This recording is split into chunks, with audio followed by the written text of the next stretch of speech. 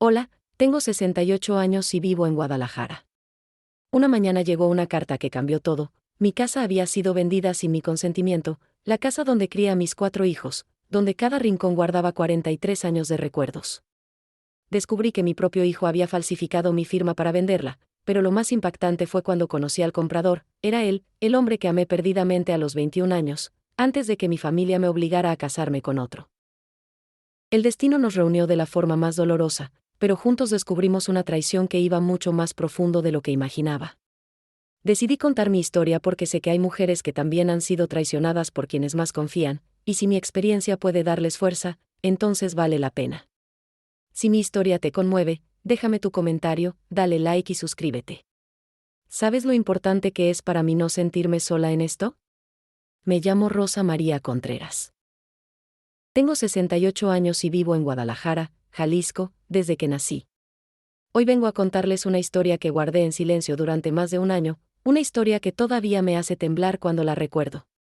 Es la historia de cómo perdí mi casa, cómo descubrí la traición más profunda que puede existir, y cómo el destino me devolvió algo que creía perdido para siempre.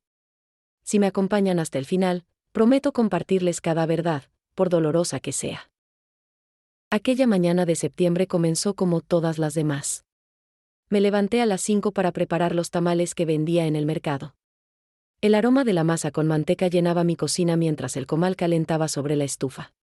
Mis manos, arrugadas por los años pero fuertes todavía, trabajaban con la memoria de 40 años haciendo lo mismo. En la radio sonaba música de José Alfredo Jiménez, esa que mi difunto esposo tanto amaba. Preparé también champurrado con chocolate de tabla, el que compraba en el mercado de San Juan de Dios, agregando canela y piloncillo hasta que el olor dulce me transportaba a mi infancia. Cuando fui a recoger el correo después del desayuno, entre las facturas de luz y los volantes de supermercado, encontré un sobre oficial. Tenía el sello del registro público de la propiedad. Mis dedos temblaron al abrirlo. No sé por qué, pero algo en mi corazón me avisó que nada volvería a ser igual. Las palabras del documento bailaban frente a mis ojos: notificación de desocupación. Su propiedad ubicada en la colonia americana ha sido vendida legalmente. Tiene 30 días para desalojar el inmueble. ¿Cómo puede ser? Pensé que era un error, una broma cruel, tal vez una estafa de esas que uno escucha en las noticias. Mi casa, la casa donde había criado a mis 4 hijos, donde cada rincón guardaba un recuerdo, donde las paredes color terracota conocían mis alegrías y mis llanto, vendida. Yo jamás había firmado ningún papel. Jamás había pensado siquiera en vender la casa que mi esposo compró con 30 años de trabajo honesto en la fábrica de cerámica de Tlaquepaque. El champurrado se enfrió en la estufa mientras yo releía la carta una y otra vez, como si las palabras fueran a cambiar mágicamente. Mis piernas apenas me sostenían. Me senté en la mesa de la cocina, esa mesa de madera donde habíamos compartido miles de comidas familiares, donde mis hijos habían hecho sus tareas, donde mi esposo y yo habíamos discutido y nos habíamos reconciliado tantas veces. Los azulejos de talavera del piso, que yo misma había limpiado durante 43 años, de repente parecían ajenos, como si ya no me pertenecieran. Esa misma tarde, sin cambiarme siquiera el delantal, tomé el camión hacia el centro. El registro público quedaba cerca de la Plaza de Armas. Mientras el camión avanzaba por las calles llenas de gente, yo miraba por la ventana sin ver realmente nada. Guadalajara, mi ciudad querida, con sus jacarandas y su catedral, con el olor a tortas ahogadas en cada esquina, de repente me parecía hostil, como si me hubiera vuelto extranjera en mi propia tierra. En el registro, un empleado joven que apenas levantó la vista de su computadora me confirmó lo imposible. La venta estaba registrada desde hacía 3 meses. Documentos legales, asignaturas reconocidas por notario, todo en orden. Pero yo le juré por la Virgen de Guadalupe que jamás había firmado nada. Él me miró con esa mezcla de compasión y desinterés que tienen los burócratas acostumbrados a escuchar problemas ajenos. Me dio una copia de los documentos y me sugirió contratar un abogado. Salí de allí con las piernas temblando y el corazón destrozado. En la Plaza de Armas me senté en una banca bajo los laureles, viendo a las palomas picotear migajas mientras los mariachis tocaban para los turistas. ¿Cómo había llegado a esto?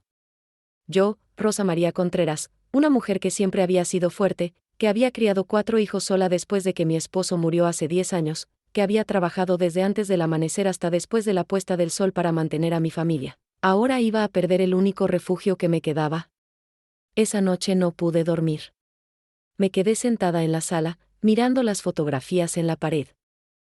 Mis hijos en sus primeras comuniones, mi esposo el día de nuestra boda, los cumpleaños, las navidades. ¿Quién me había hecho esto? ¿Y por qué? Las preguntas daban vueltas en mi cabeza como un torbellino sin respuesta. Los primeros 15 días después de recibir aquella carta fueron un infierno. Visité a 3 abogados diferentes. El primero, un señor mayor con oficina cerca de la Minerva, me cobró 2,000 pesos solo por revisar los documentos y me dijo que el caso era difícil. El segundo, más joven, con traje elegante y oficina en Providencia, me cobró más caro y me dio menos esperanzas.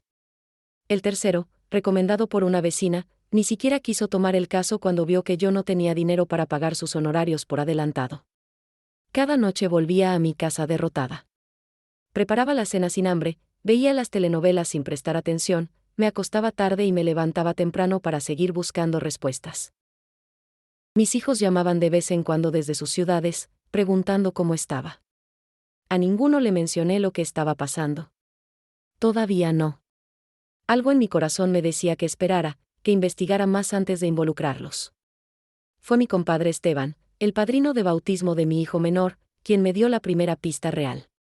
Una tarde, cuando lo encontré en el mercado de San Juan de Dios donde él tiene su puesto de herramientas, me preguntó casualmente si iba a vender la casa. Me quedé helada. ¿Por qué preguntaba eso? Él, entre avergonzado y confundido, me contó que hacía unas semanas había visto a un hombre elegante, de unos 70 años, inspeccionando mi propiedad desde afuera. El hombre había estado conversando con alguien que parecía de la familia, aunque Esteban no pudo ver bien quién era desde la distancia. ¿Alguien de mi familia? Mi corazón comenzó a latir más rápido. Tengo 4 hijos. Patricia, la mayor, vive en León con su esposo y sus 3 nietos. Roberto, el segundo, vive en Monterrey donde tiene un negocio de refacciones automotrices. Fernando, el tercero, anda siempre de un lado para otro con sus proyectos y negocios que nunca funcionan. Y el menor, Javier, vive en Tijuana trabajando en una maquiladora. ¿Cuál de ellos había estado en mi casa sin avisarme? ¿Y por qué?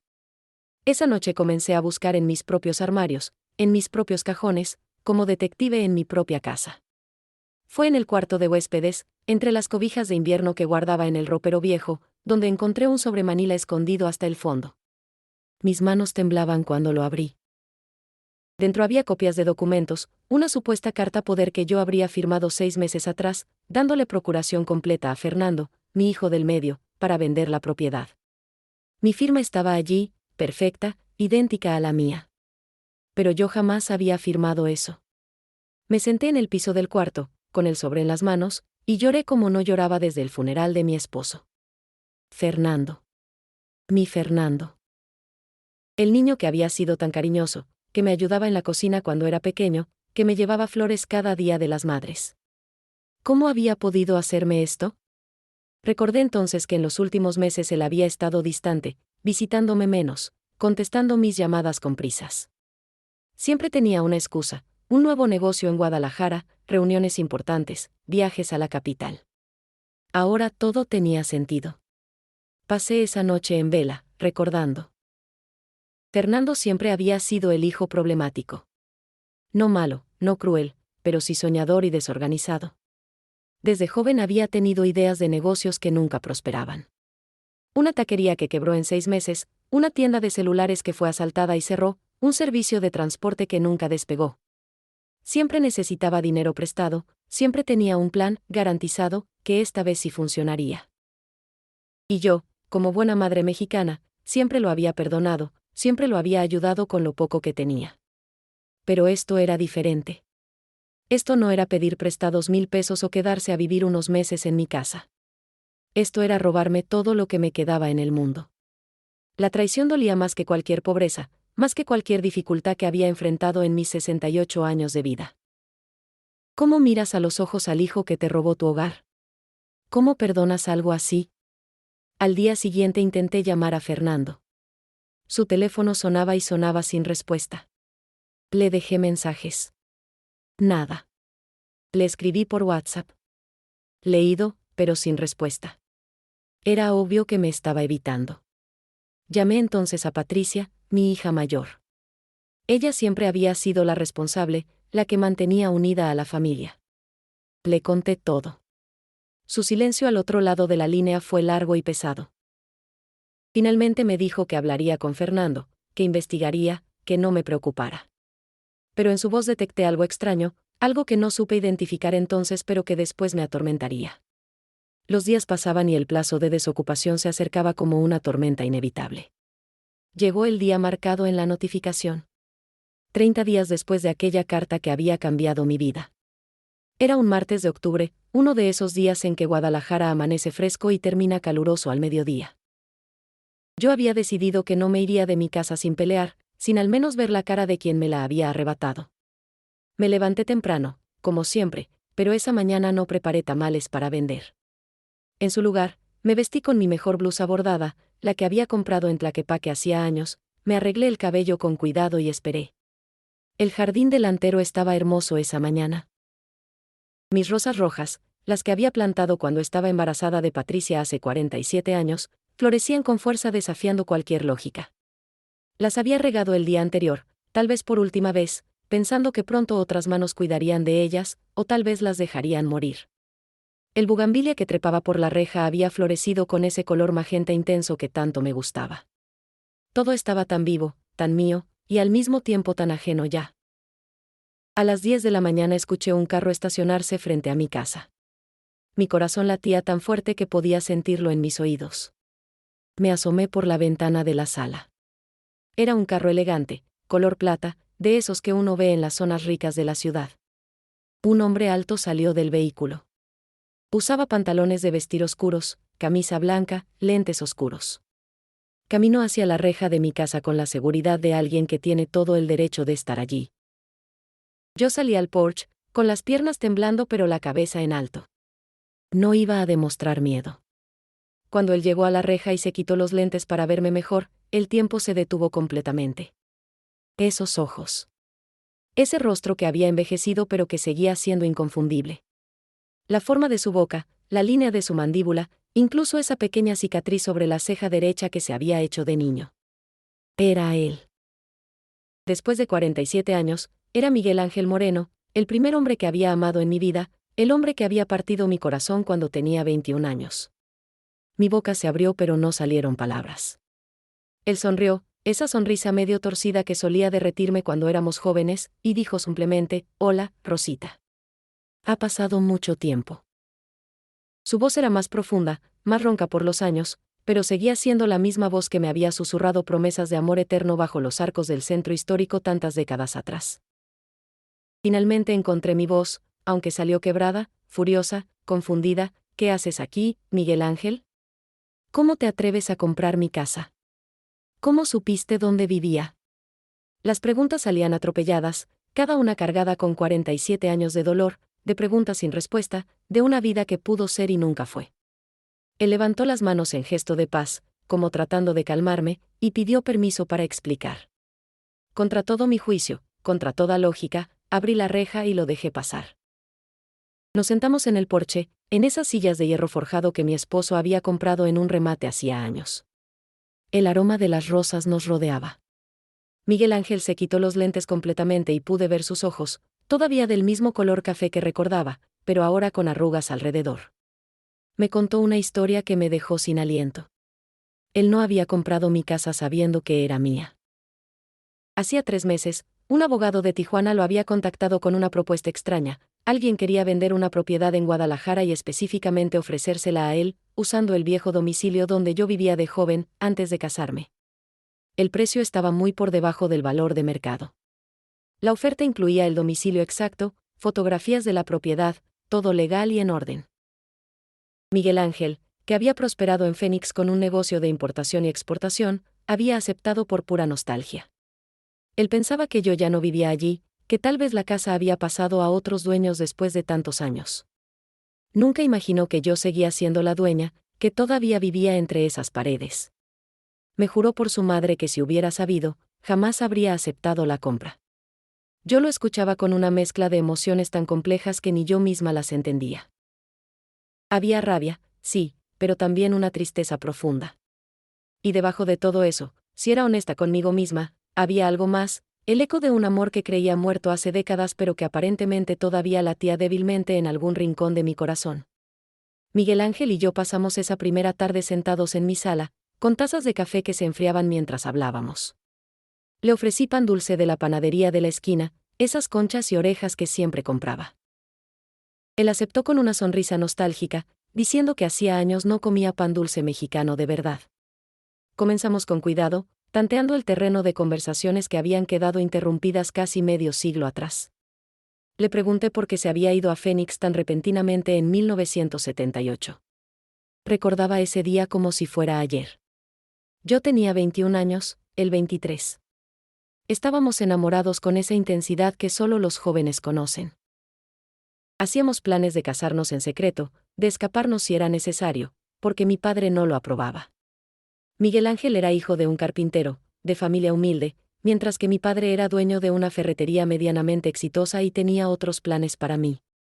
Planes que incluían casarme con el hijo de su socio comercial, un hombre que me doblaba la edad pero que tenía dinero y posición. Miguel Ángel cerró los ojos al escuchar esto, como si le doliera físicamente recordar. Me contó que mi padre lo había buscado una tarde en el taller de carpintería donde trabajaba con su papá. Le había ofrecido dinero, mucho dinero, para que se fuera de Guadalajara y me dejara en paz. Cuando Miguel Ángel se negó con orgullo, mi padre cambió de estrategia, amenazó con arruinar completamente a la familia de Miguel Ángel, con destruir el pequeño negocio de carpintería que era todo lo que tenían. Le mostró papeles, contactos, pruebas de que podía hacerlo. Y luego le mintió. Le dijo que yo ya había aceptado casarme con el otro hombre, que solo estaba jugando con él, que nunca había sido seria con nuestro amor. Yo escuchaba con lágrimas corriendo por mis mejillas. ¿Cuánto dolor se pudo haber evitado con una conversación honesta? ¿Cuántas vidas diferentes pudiéramos haber tenido? Miguel Ángel se fue a Phoenix sin despedirse, con el corazón roto, pensando que yo lo había traicionado. Y yo, creyendo que él me había abandonado sin explicación, acepté finalmente el matrimonio arreglado 3 meses después. Para entonces, yo ya estaba embarazada de Miguel Ángel, pero nadie lo sabía. Nadie excepto yo.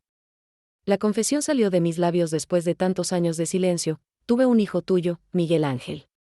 Un hijo que di en adopción porque mi familia me obligó. Nunca supiste. Las palabras flotaron en el aire entre nosotros como fantasmas finalmente liberados. Él palideció, se puso de pie, caminó hacia la ventana, mirando el jardín sin verlo realmente. Pasaron minutos de silencio espeso. Finalmente preguntó: ¿un hijo? ¿Dónde está ahora? ¿Puedo conocerlo? Le expliqué entre sollozos que había sido una adopción cerrada. Ni siquiera yo sabía dónde había terminado nuestro hijo. Fue el precio de mi vergüenza, de mi cobardía, de mi incapacidad de enfrentar a mi familia. Miguel Ángel regresó a sentarse a mi lado, tomó mi mano arrugada entre las suyas y lloró conmigo. 2 ancianos llorando por un pasado que no se podía cambiar, por un hijo que nunca conocieron, por un amor que había sido destruido por el orgullo y las convenciones sociales. Después de ese llanto liberador, comenzamos a hablar de la situación actual. ¿Quién nos había reunido de esta manera tan cruel? ¿Quién conocía nuestra historia lo suficiente como para orquestar esto? Yo le hablé de Fernando, de los documentos falsos, de la procuración que nunca di. Miguel Ángel me mostró los emails que había recibido del abogado de Tijuana. Al compararlos con los documentos que yo había encontrado escondidos en mi casa, comenzamos a ver un patrón. Decidimos investigar juntos, convertidos en compañeros de una misión que nos unía de una forma extraña después de tanto tiempo separados. Durante las siguientes semanas, Miguel Ángel y yo nos convertimos en detectives de nuestra propia tragedia. Él usó sus contactos en Estados Unidos y México para rastrear al abogado de Tijuana que había manejado la venta. Yo revisé cada rincón de mi casa buscando más pruebas, más pistas. Nos encontrábamos casi a diario, a veces en mi casa, a veces en cafeterías del centro, cerca de la catedral, donde podíamos hablar sin interrupciones. Era extraño compartir chocolates calientes con el hombre que había amado de joven, ahora ambos envejecidos, marcados por vidas completamente diferentes. Él me contaba de sus años en Phoenix, de cómo había empezado desde cero, de cómo había construido un negocio exitoso importando artesanías mexicanas. Me confesó que nunca se había casado, que después de mí había intentado relaciones que nunca funcionaron porque siempre me comparaba con su recuerdo de mí. Yo le hablaba de mi matrimonio sin amor, de cómo había criado 4 hijos siendo leal al hombre que me había sido impuesto, pero sintiendo siempre que algo faltaba en mi vida. Una tarde, mientras tomábamos café en una fonda cerca del mercado de San Juan de Dios, recibí una llamada de Patricia, mi hija mayor. Su voz sonaba nerviosa, quebrada. Me pidió que nos viéramos, que necesitaba hablar conmigo a solas. Acordamos encontrarnos al día siguiente en mi casa. Cuando le conté a Miguel Ángel, él sugirió que tal vez mi hija sabía algo importante. Yo tenía un mal presentimiento que no podía explicar. Patricia llegó el sábado por la mañana. Venía desde León en autobús, algo inusual porque normalmente venía en su carro. Cuando abrí la puerta y vi su cara, supe que las noticias no serían buenas. Ella entró, rechazó el agua fresca de Jamaica que le ofrecí, y se sentó en el sofá con las manos temblando. Lo que me confesó esa mañana fue como recibir una segunda puñalada en el corazón. Patricia sabía del plan de Fernando desde hacía 2 meses. Él la había llamado, desesperado, contándole que tenía deudas enormes por un negocio fracasado en Monterrey. Le había explicado su plan de vender la casa, de darme una parte del dinero para que yo empezara de nuevo, en un lugar más pequeño, más manejable para mi edad. Patricia había estado dividida entre el amor a su hermano y la lealtad hacia mí. Finalmente había decidido no decirme nada, esperando que todo se resolviera sin que yo sufriera demasiado. Incluso había ayudado a remover algunos documentos importantes de la casa durante una de sus visitas, facilitando la transacción. El silencio que siguió a su confesión fue devastador. Mi propia hija, la mayor, la que siempre había sido mi apoyo, me había traicionado también. No con la misma intensidad que Fernando, pero la traición existía igual. Le pregunté cómo había podido hacerme eso, cómo había podido ver mi sufrimiento esta semana sin no decir nada. Ella lloró, me pidió perdón una y otra vez, me explicó que pensaba que estaba protegiendo a la familia, que Fernando le había prometido que todo saldría bien. Esa noche, después de que Patricia se fue con sus disculpas y sus lágrimas, me senté en mi jardín bajo las estrellas. Guadalajara de noche tiene un aire especial, los sonidos de la ciudad se mezclan con el canto de los grillos. Pensé en mi vida, en todas las decisiones que había tomado por mi familia, en cómo había sacrificado mi propio amor, mi propia felicidad, por cumplir con las expectativas de otros. Y ahora, aquellos por quienes había sacrificado todo me habían traicionado de la forma más cruel. Miguel Ángel llegó a visitarme al día siguiente. Le conté sobre Patricia. Él se quedó pensativo un largo rato, luego me dijo algo que nunca olvidaré: Rosa, a veces las personas que más amamos son las que más nos lastiman, precisamente porque les damos ese poder. Pero también son las que tienen el potencial de sanar esas heridas si se lo permitimos. No supe si estaba listo para perdonar todavía. El dolor era demasiado fresco, demasiado profundo. Continuamos investigando. Miguel Ángel finalmente localizó al abogado de Tijuana. Con algo de presión legal, el abogado confesó que Fernando lo había contactado con toda la información de la venta, incluyendo detalles sobre el pasado romántico entre Miguel Ángel y yo. Fernando había investigado, había preguntado a familiares, incluso había contactado a mi hermana menor quien, con su lengua suelta en las fiestas familiares, había compartido la historia del amor frustrado de mi juventud. Fernando había planeado todo meticulosamente, pensando que la vergüenza y el pasado impedirían que yo luchara legalmente. Llegó diciembre y con él las celebraciones de la Virgen de Guadalupe. En México, especialmente en una ciudad como Guadalajara tan devota, esta es una fecha sagrada. Las calles se llenan de peregrinos, las casas se adornan con flores y veladoras, el aire huele a rosas y copal. Mi hermana mayor, Lucía, organizaba como cada año la reunión familiar en su casa de Zapopan para celebrar el Día de la Virgen. Esta vez, la reunión tendría un peso especial. Había logrado que Fernando viniera desde Monterrey con la promesa de que yo necesitaba verlo urgentemente. Los días previos a ese encuentro fueron de una angustia terrible.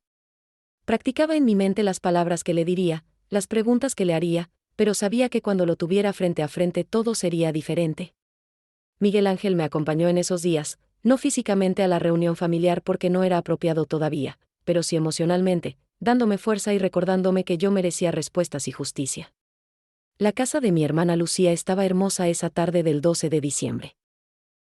El altar dedicado a la Virgen de Guadalupe ocupaba todo un rincón de la sala, con veladoras parpadeando, rosas rojas y blancas, la imagen de la guadalupana rodeada de amor y devoción.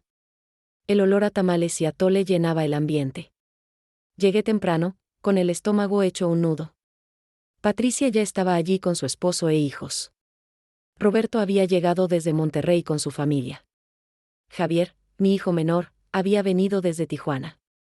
Solo faltaba Fernando. Cuando él entró por la puerta, todos los presentes sintieron la tensión en el aire. Fernando se veía demacrado, más delgado, con ojeras profundas. Cuando nuestros ojos se encontraron, él bajó la mirada inmediatamente. Dejamos que todos comieran primero, que los niños jugaran, que la familia disfrutara de las tradiciones. Pero cuando llegó el momento de la sobremesa, pedí la palabra.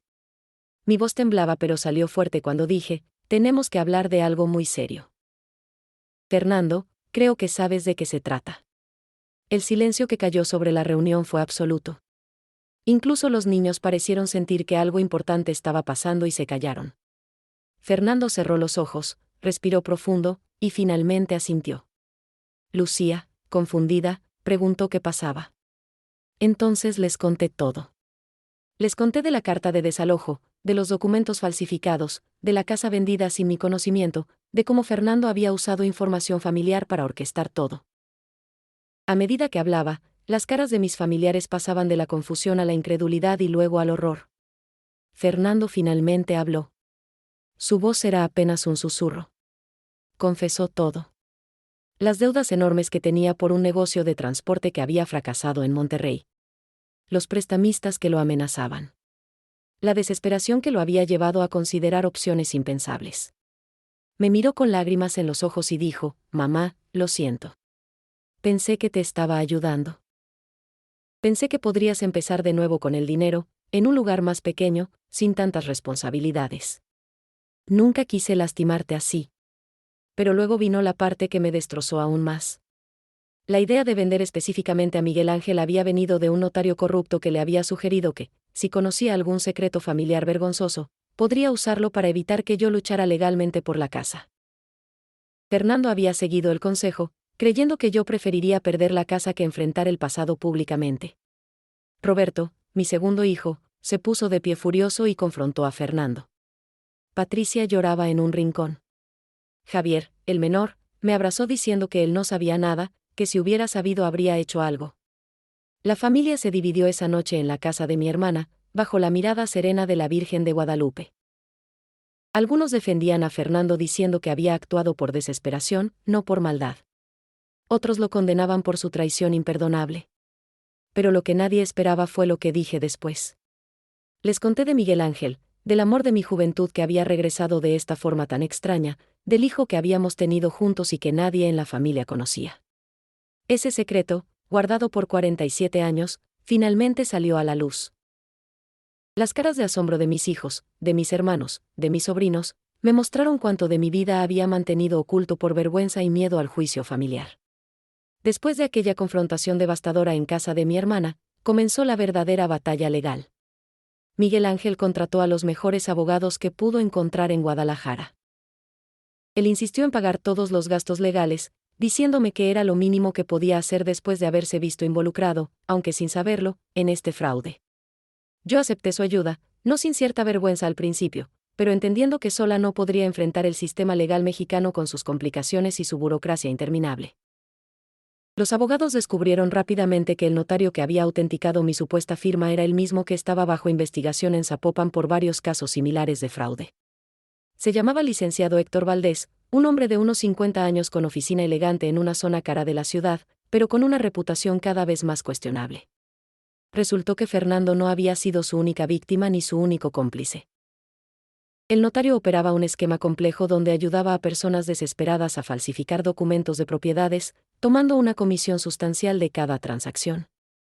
Durante enero y febrero, los meses más fríos en Guadalajara, pasé incontables horas en oficinas de abogados, en el registro público, en la fiscalía dando declaraciones. Cada visita era agotadora, no solo físicamente sino emocionalmente. Tuve que probar una y otra vez que la firma en los documentos no era mía. Me hicieron análisis grafológicos donde expertos comparaban mi firma verdadera con la falsificada. Tuve que traer testigos que confirmaran que yo nunca había querido vender mi casa, que jamás había mencionado tal intención. Miguel Ángel me acompañaba a cada audiencia, a cada cita importante. Su presencia se volvió mi ancla en medio de la tormenta. Lentamente, muy lentamente, comenzamos a reconstruir no solo el caso legal sino también nuestra relación perdida. Caminábamos por la calzada Independencia después de las citas con los abogados, hablando de nuestras vidas, de nuestros arrepentimientos, de las segundas oportunidades que la vida a veces nos da cuando menos lo esperamos. Él me contaba de su vida solitaria en Phoenix, de cómo había construido un imperio de negocios pero había descuidado construir una familia. Yo le contaba de mi matrimonio sin amor, de cómo había criado hijos maravillosos a pesar de todo, pero siempre sintiendo que una parte de mí estaba ausente. En marzo, el notario Valdés fue finalmente arrestado. Las autoridades de Jalisco habían reunido suficientes pruebas de su participación en 16 casos de fraude de propiedad similares al mío.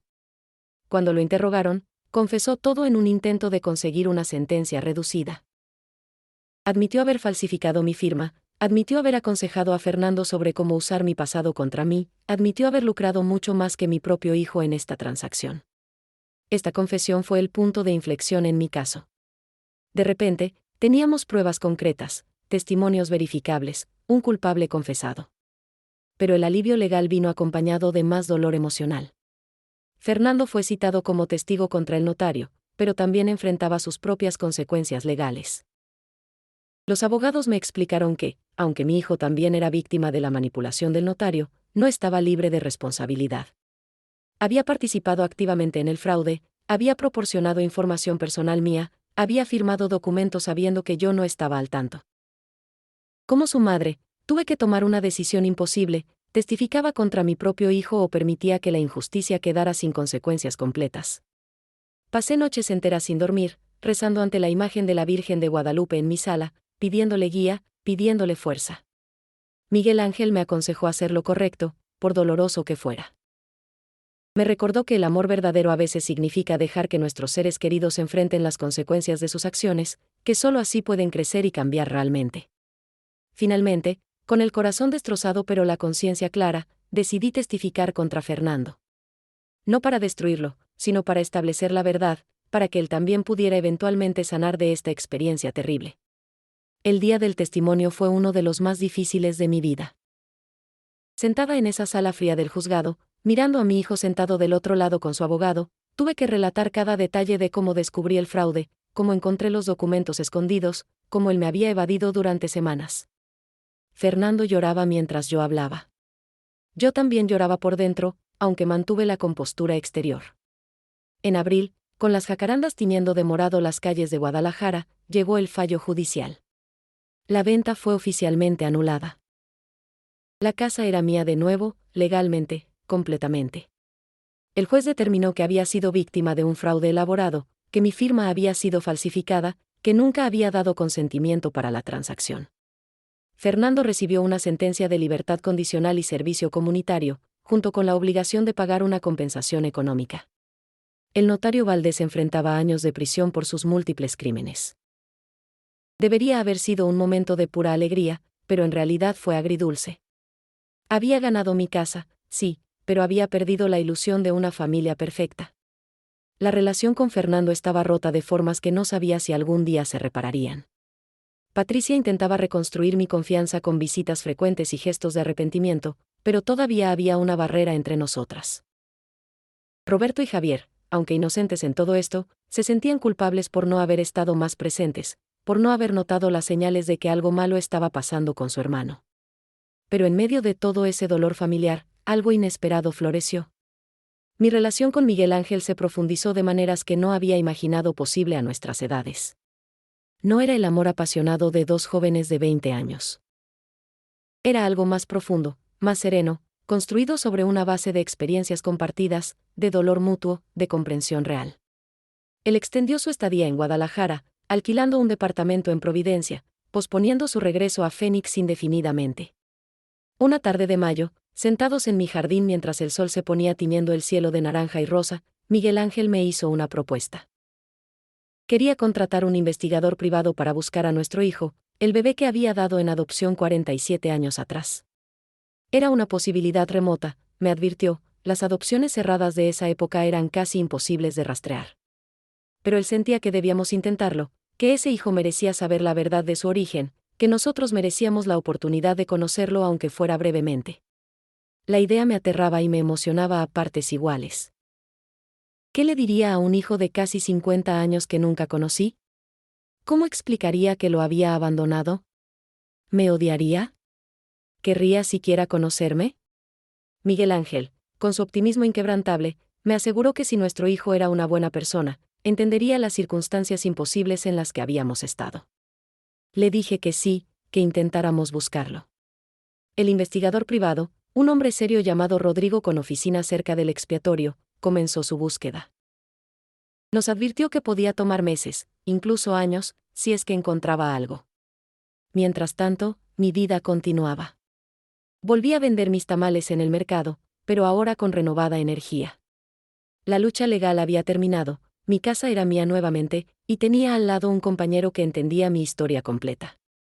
En junio, durante una tarde lluviosa típica de la temporada en Jalisco, recibí una llamada inesperada de Rodrigo. Había encontrado algo. El hijo que había dado en adopción se llamaba ahora Carlos Alberto Mendoza. Vivía en Querétaro, era ingeniero civil, estaba casado con 2 hijos.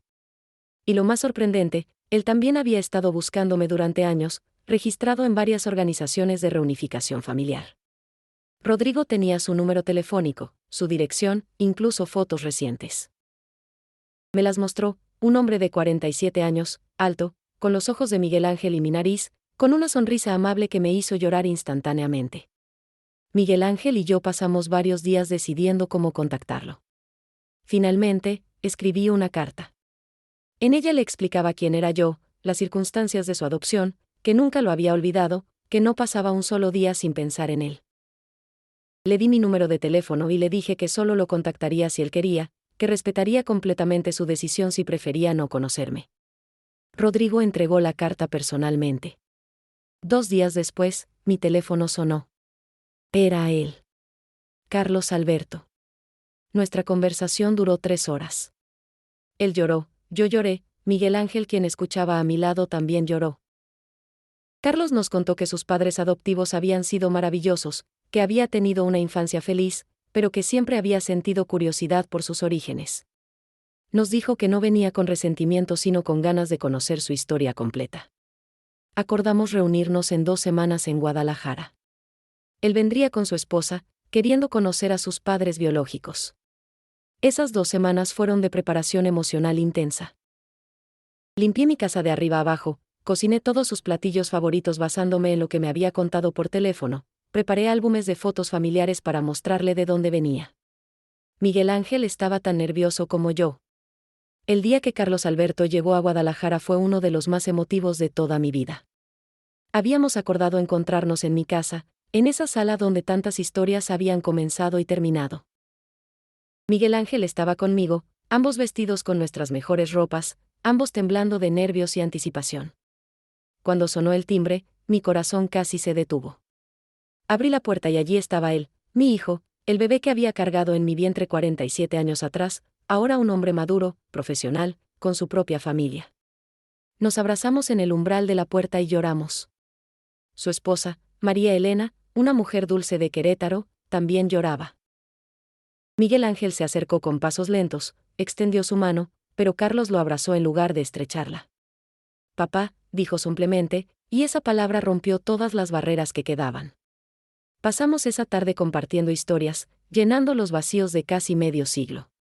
Carlos nos mostró fotos de su infancia, de sus padres adoptivos que habían fallecido años atrás, de sus propios hijos, nuestros nietos, que vendrían a conocernos pronto. Les conté toda la verdad sin adornos. Las circunstancias de su concepción en un amor prohibido, la presión familiar que nos separó, mi cobardía al no luchar por quedarme con él, el matrimonio forzado que vino después. Carlos escuchó todo con atención, sin juzgar, solo tratando de entender. Nos dijo algo hermoso: no vengo a cuestionar las decisiones que tomaron en circunstancias que nunca conocí. Vengo a conocerlos ahora, a construir lo que podamos construir de aquí en adelante. Su madurez y su generosidad de espíritu me hicieron sentir inmensamente orgullosa de quien se había convertido, aunque yo no pudiera tomar crédito por ello. Pero la reunión con Carlos también trajo un desafío inesperado. Mis otros 4 hijos no sabían de su existencia todavía.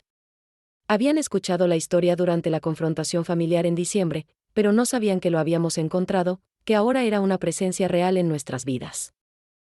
Tuve que organizar otra reunión familiar, esta vez para presentar a todos sus hermanos, para explicarles que tenían un hermano mayor que nunca conocieron. La reunión se llevó a cabo en mi casa 2 semanas después, en un domingo soleado de julio. La dinámica fue extraña e incómoda al principio.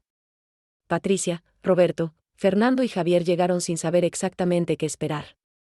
Cuando les presenté a Carlos Alberto y les expliqué quién era, las reacciones fueron variadas. Patricia lo abrazó inmediatamente, diciendo que siempre había querido tener un hermano mayor. Roberto se mostró reservado pero cortés. Javier, el menor, estaba fascinado con tener un hermano nuevo. Pero Fernando, todavía cargando su propia culpa y vergüenza por todo lo que había hecho, se quedó en silencio largo rato antes de acercarse a Carlos y pedirle perdón por los problemas que su familia biológica había causado incluso antes de conocerlo. Carlos manejó todo con gracia increíble. Les dijo a sus hermanos que no venía a desplazar a nadie, que entendía que ellos tenían una historia compartida que él no formaba parte, pero que esperaba poder construir nuevas memorias juntos. Su actitud abierta y sin pretensiones gradualmente derritió las tensiones. Para el final de esa tarde, los 5 hermanos estaban conversando animadamente, descubriendo similitudes en sus gestos y maneras de hablar que solo la genética podía explicar. Algo cambió en mi familia después de la llegada de Carlos. Su presencia como alguien ajeno a todos los dramas y resentimientos acumulados durante años actuó como catalizador de sanación. Fernando comenzó a hablar más abiertamente sobre su arrepentimiento, sobre las razones que lo habían llevado a tomar decisiones tan terribles. Carlos, con su perspectiva de alguien que había sido dado en adopción pero no guardaba resentimiento, le habló a Fernando sobre el perdón, sobre cómo todos cometemos errores y merecemos oportunidades de redención. Patricia intensificó sus esfuerzos por reconstruir nuestra relación. Venía a visitarme desde León cada 2 semanas, trayendo a sus nietos, ayudándome en la casa, demostrando con acciones no solo con palabras que lamentaba profundamente haberme traicionado. Lentamente, muy lentamente, comencé a perdonarla. No fue un perdón instantáneo, fue un proceso gradual de ver su esfuerzo genuino, de escuchar sus disculpas repetidas, de entender que ella también había sido víctima de la manipulación de Fernando y del notario corrupto. Miguel Ángel se integró naturalmente en mi vida y en la de mi familia. Sus historias de Fénix fascinaban a mis nietos. Su éxito en los negocios impresionaba a mis hijos. Pero más que nada, su devoción hacia mí, su paciencia con mi proceso de sanación familiar, su respeto por mis tiempos y mis espacios, me mostraron una forma de amor madura que nunca había experimentado en mi matrimonio anterior. Han pasado 14 meses desde aquella carta que cambió mi vida para siempre. Es septiembre otra vez, pero este septiembre es completamente diferente al anterior. Estoy sentada en el jardín de mi casa, la casa que recuperé con tanto esfuerzo, rodeada de mis rosas rojas que siguen floreciendo tercamente. Miguel Ángel está a mi lado, tomando café y leyendo el periódico con esos lentes para leer que siempre olvida dónde dejó. La escena es doméstica, tranquila, ordinaria. Pero para mí representa algo extraordinario, una segunda oportunidad que nunca imaginé posible. Miguel Ángel no regresó a Fénix. Vendió su negocio allá y decidió quedarse en Guadalajara. Dice que todo lo que le importa está aquí ahora, yo, nuestro hijo recién encontrado, la oportunidad de vivir los años que le quedan en la ciudad donde nació su amor por mí. No nos hemos casado, tal vez nunca lo hagamos. A nuestra edad, los papeles importan menos que la compañía, la comprensión, el cariño genuino. Él mantiene su departamento en Providencia para respetar las apariencias y las sensibilidades de mi familia más conservadora, pero pasa la mayoría de sus días aquí, en esta casa de paredes color terracota que sobrevivió el intento de ser arrebatada. La relación con mis hijos ha sanado en diferentes grados. Carlos Alberto es ahora una presencia constante en nuestras vidas. Viene a visitarnos una vez al mes desde Querétaro con su familia. Mis nietos, los hijos de Carlos, me llaman Abuela Rosa, con naturalidad, como si siempre hubieran formado parte de mi vida. Patricia ha trabajado incansablemente en reconstruir mi confianza. No está completamente restaurada todavía, tal vez nunca lo esté al 100%, pero hemos encontrado un nuevo equilibrio en nuestra relación. Ella entiende que la confianza se reconstruye con acciones consistentes a lo largo del tiempo, no con palabras bonitas en un momento de crisis. Roberto y Javier, que siempre fueron inocentes en todo este drama, se han vuelto más presentes, más atentos. Roberto me llama desde Monterrey cada semana sin falta. Javier viene desde Tijuana cada 2 meses, trayendo mariscos frescos que cocinamos juntos mientras él me cuenta de su vida en la frontera. La experiencia de casi perder a su madre y descubrir secretos familiares tan profundos los hizo valorar más nuestra relación. Fernando es el caso más complicado. Ha cumplido con su sentencia de servicio comunitario.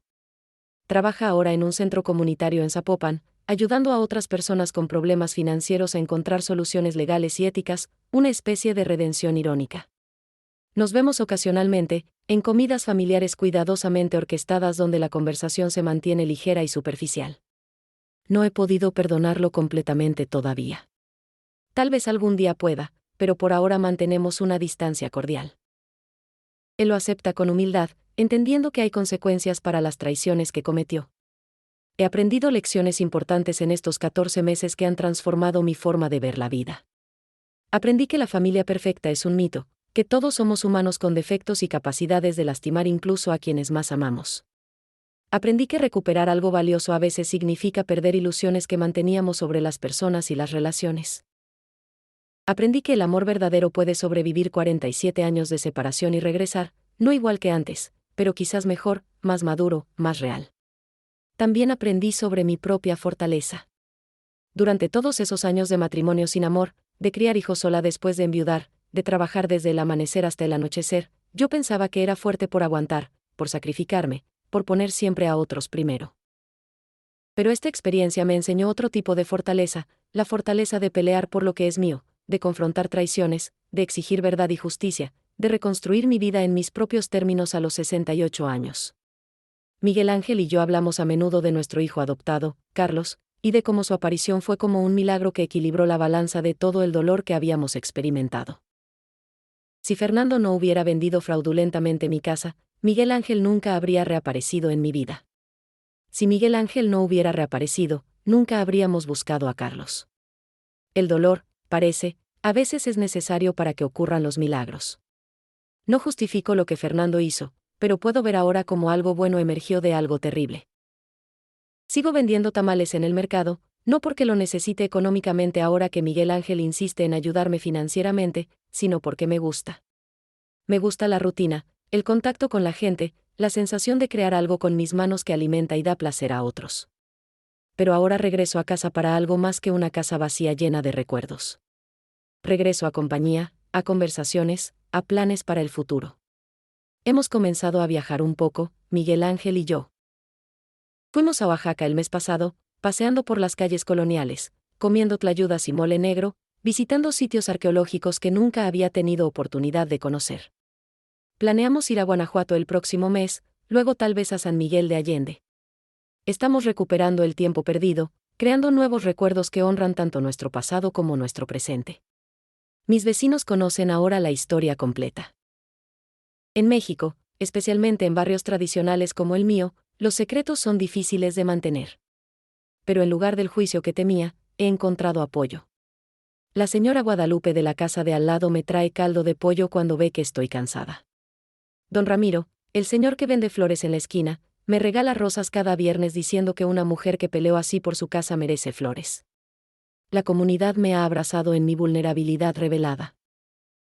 Cada noche, antes de dormir, me siento en mi jardín bajo las estrellas de Guadalajara y reflexiono sobre el viaje increíble de este último año.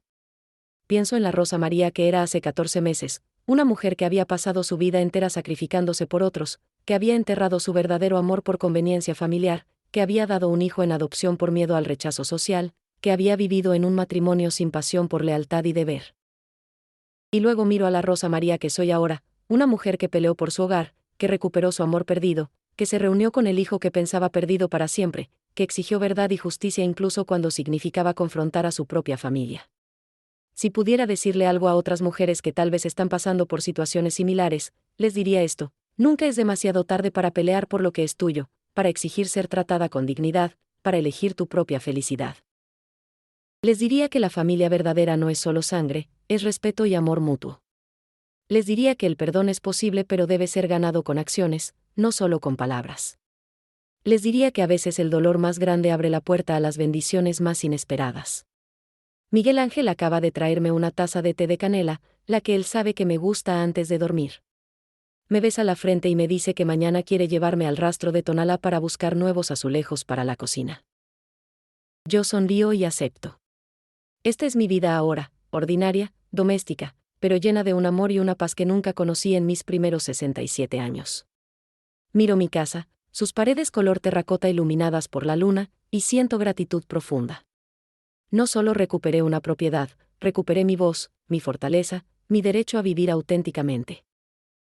Y en el proceso, descubrí que las segundas oportunidades existen, que el amor puede sobrevivir décadas de separación, que nunca es demasiado tarde para reclamar tu propia historia.